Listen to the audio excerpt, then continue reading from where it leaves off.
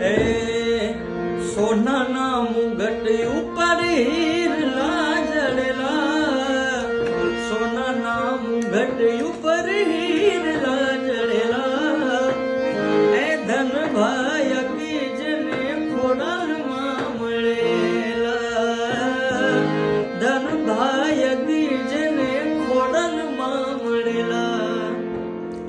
નમસ્કાર દર્શક મિત્રો, હું આપનો લોકગાયક અમિત વાઘેલા.